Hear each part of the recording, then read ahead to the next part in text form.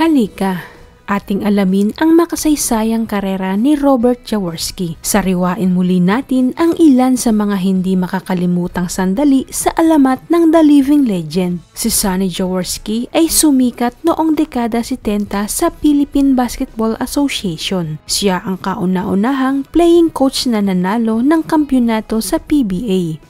At alamin din natin ang kanyang naging legasiya na umukit sa Philippine basketball at kung paano niya nakamit ang tagumpay sa buhay. Paano nga ba siya nagsimula? Subalit sa kabila ng kanyang maningning na karera sa mundo ng sports, anong karamdaman ang dumapo sa kanya na siyang naging dahilan ng paghina ng kanyang pangangatawan at may pag-asa pa kaya itong malunasan? Pero bago tayo magsimula ay hinihiling kong mag-subscribe ka na. Pindutin mo na din ang notification bell upang lagi kang updated sa mga video na gaya nito. Siya ay mas nakilala sa tawag na Sonny, Big J at Jawo na sa tunay na buhay si Robert Vincent Salazar Jaworski Sr. ay isinilang noong March 1946. Ang kanyang mga magulang ay sina Ginoong Theodore Vincent Jaworski na isang American Polish descent at ang kanyang ina na isang Ilocana na si Ginang Iluminada Bautista Salazar. Siya ay namulat sa Pandacan, Maynila. Ang batang Jawo ay nagsimulang mahasa ang kanyang talento sa paglalaro ng basketball na noong una ay libangan na niya ang makapaglaro nito sa kalye, mga liga sa barangay na kagaya din ng ibang mga manlalaro na nagsimulang mangarap. Dahil sa pagkahilig nito sa larangan ng basketball, siya ay nadiskubre ni Coach Pilo Pumaren noong taong 1963. Sa edad na 17 taon, siya ay hinikayat na maglaro sa koponan ng University of the East. Subalit noong mga panahon na iyon, si Jawo ay nasa FEU. Pero nagkataon naman na wala ng slot sa team nito. Kaya naman kinuha siya ni Coach Pumaren at ipinakilala kay Maestro Baby Dalupan.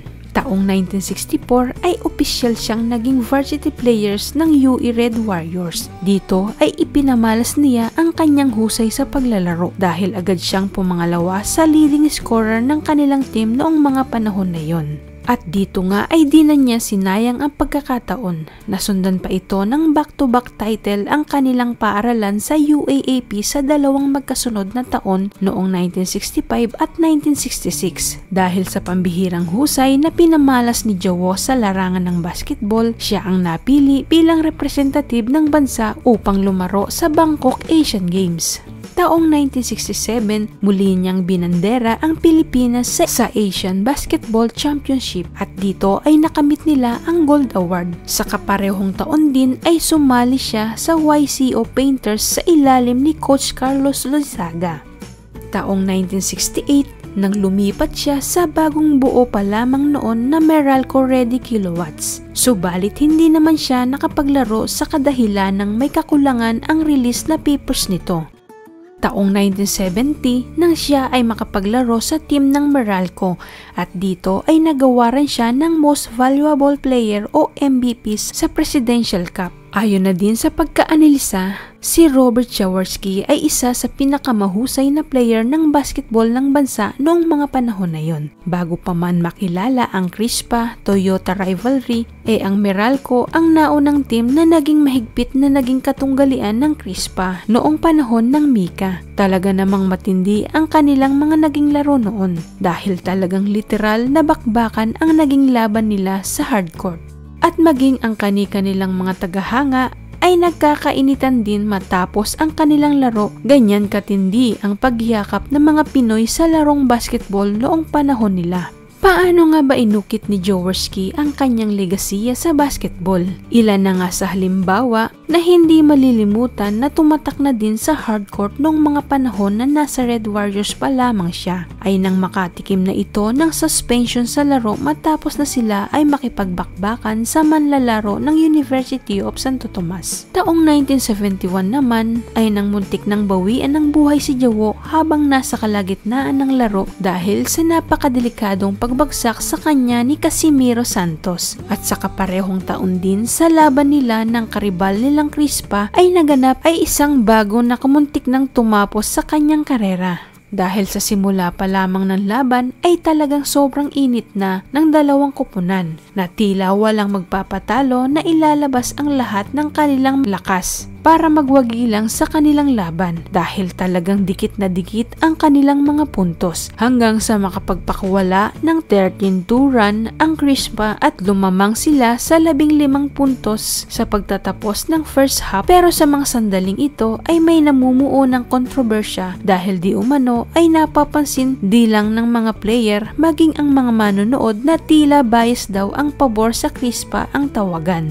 Kaya naman dahil sa init ng laban, hindi pa noon tapos ang first half ay umulan na ng mga bote sa hardcourt na mula naman sa kanilang mga taga-suporta na nanggigigil at galit na galit sa mga referee dahil di umano sa hindi parehas na pagtawag. At na magsimula ang second half ay muling pinuntahan si Jawo ng referee o bias na isang controversial na foul. Hindi na ito nagustuhan ni Jawo kaya naman hindi na siya nakapagtimpi at binigay na niya ang nasabing referee ng isang matinding siko. Agad naman siyang natanggal sa laro at pagkalipas ng 6 na minuto ay pinuntahan na din siya ni Vic Boy Reynoso na isa pang referee na si Heriberto Cruz. Si Boy Reynoso ay isa ding star player ng koponan ng Meralco noong mga panahon na yon. At ito na din ang pinakahuli niyang pwedeng gamitin dahil foul out na din siya noong mga oras na yon. Gayong mahaba pa ang oras ng laro. Kasama ang suporta ng libo-libo nitong fans at siya ay kumontra sa nasabing tawag dahil sa hindi naging makatarungan ang naging desisyon ng referee. Kaya naman hindi na nakapagtimpi si Reynoso at binato na niya ng bote at sinundan ito ng suntok ang referee at agad naman itong naiwasan ni Heriberto Cruz. Dahil sa galit nito ay binalingan din niya ang isa pang referee na nagpatalsik kay Jawo. Ngunit di pa man niya nalalapitan ang isang referee ay nakita na niyang nakabulagta sa court ang nasabing referee dahil inumbagan na ito ng malakas na suntok ni Jawo sa kaliwang mata na siyang naging dahilan ng pagbagsak ng isang referee. Tinadyakan din ni Boy Reynoso ang referee habang ito ay nakahiga sa sahig. Dahil sa pangyayaring iyon ay tigil ang laro habang isinugod sa ospital ang referee kung saan ito ay nagtamo ng injury sa may kaliwang bahagi ng mata at namamagang mukha nito at kinakailangan pa ito ng 5 tahi bago maisarado ang sugat. Dahil sa laki ng gulong ginawa ng dalawang player, hinatulan ng board ng Mika si Reynoso at Jawo ng 2 taong suspension. Dahil sa pangyayaring iyon ay mas pinahigpit pa ng BAP o Basketball Association of the Philippines matapos nilang patawan ng lifetime ban ang dalawa sa paglalaro sa mga ligang sakop ng BAP. Ibig sabihin sa larong kalye na lang sila pwedeng maglaro. Sila din ang mga player na kauna-unahang nahatulan ng suspension for life sa bansa dahil sa malaking gulong nangyari, naging bahagi ng parusa sa 2 player. Ang isa sa pinakamalaking nawala sa kanila ay hindi sila napasama sa line-up para sa 1972 Munich Olympic Game dahil noong mga panahon na iyon ay kapwa miyembro si Reynoso at Jawo ng national team. Kaya naman humina ang ating pambansang koponan. Kaya pakumbabang nagtungo si Reynoso at Jawo sa office ng president ng BAP upang personal na humingi ng tawad at taos-pusong tinanggap ang ipinataw na parusa sa kanila. Hindi sana makikilala ang The Living Legend sa bagong henerasyon ngayon.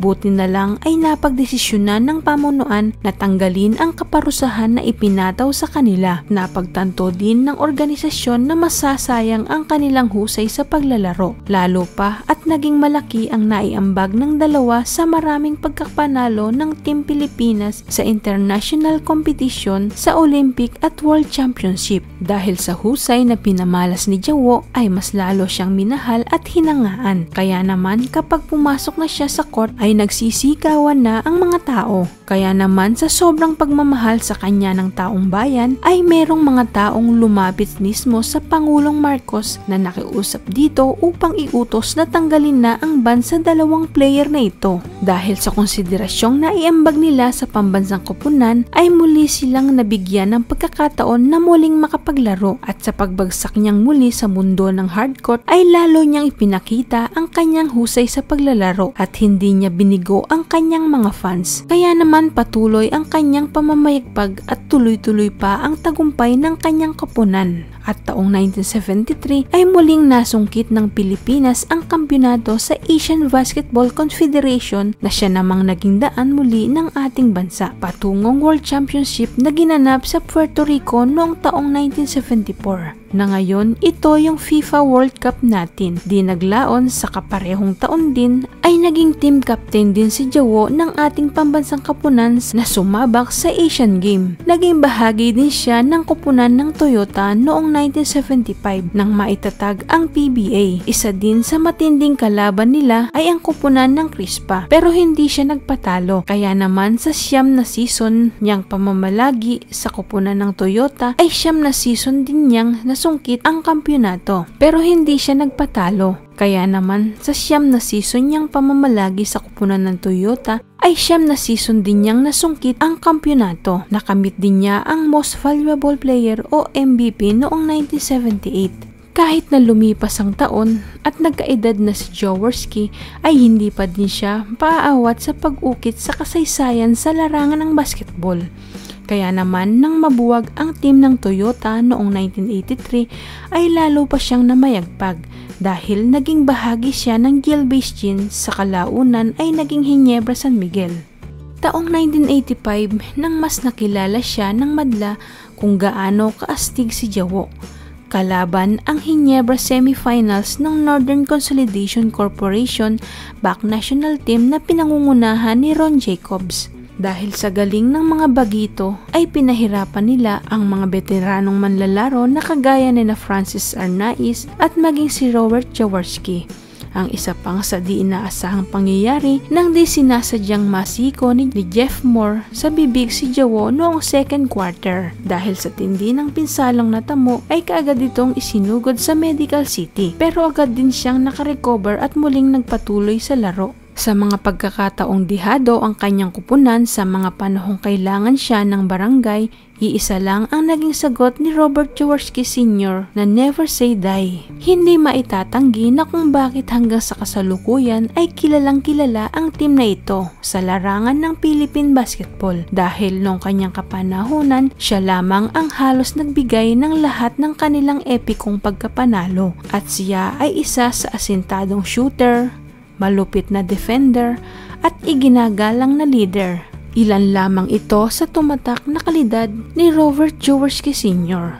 Taong 1986 nang pangunahan niya ang San Miguel kasama ang mga import na sina Black Superman, Billy Ray Bates at Michael Hackett upang makuha ang unang kampyonato sa PBA Open Conference. 3 kampyonato pa ang nasungkit ni Jowo noong 1988, 1991 at 1997. Sa katunayan ay isinapuso ng Ginebra ang never say die spirit ni Big J. Pero ang isa sa pinakamalupit na ginawa ni Robert Jaworski ay ang silver medal na inuwi ng BAT national team sa Asian Games sa Beijing, China. Taong 1991 naman nang makatapat nila ang koponan ng Shell. Si Benji Paras dehado sa serye ng Ginebra pero nakabawi sila para sa Game 7 ng final sa PBA First Conference nang makalay-up niya si Rudy Distrito kontra sa depensa ni Paras. Best player si Jowo sa larong iyon matapos magdala ng 13 points, 7 rebounds and 8 assists. Kaya naman maituturing na si Jowo ang isa sa naging mukha ng koponan sa mahabang panahon na siyang tumatak sa katagang never say die spirit. Tanging ang kasaysayan na lang ang makapagsasabi. Noong 1997 naman ay pinanis ng Gordon's Gin ni Big J ang Alaska Milk ni na Coach Tim Cone is point guard Johnny Abarrientos ng 6 na laro. Ang huling naging laro ni Big J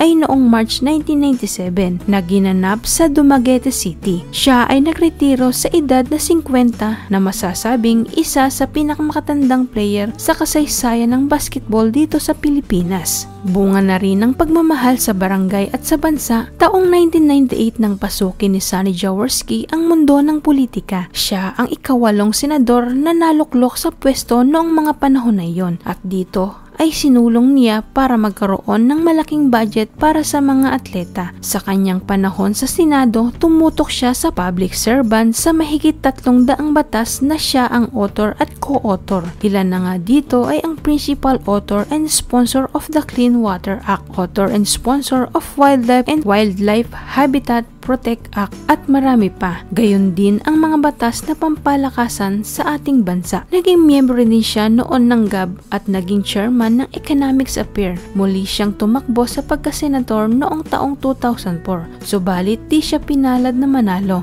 Subalit sa kabila ng kanyang tagumpay na nakamit, taong 2016 ay nadiskubre ng mga doktor na siya ay mayroong pneumonia. Kaya naman isa ito sa naging dahilan ng kanyang paghina at pagbagsak ng pangangatawan. Taong 2021 naman ay hindi pa gumagaling ang una niyang naging karamdaman. Muling napag-alaman ng mga doktor na mayroon siyang rare blood disease na kung saan ay sobrang taas ng kanyang iron level.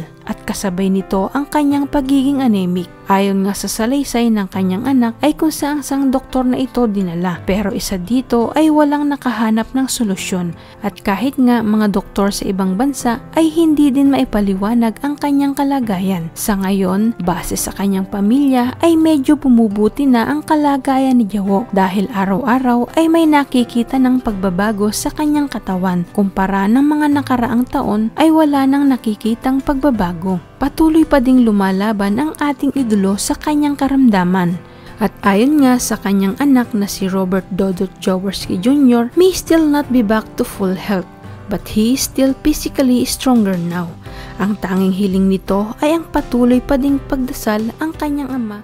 Ang dasal na sana sama niyo yung papa ko sa dasal kasi para tuluyan nating makasama muli si Sonny Jaworski.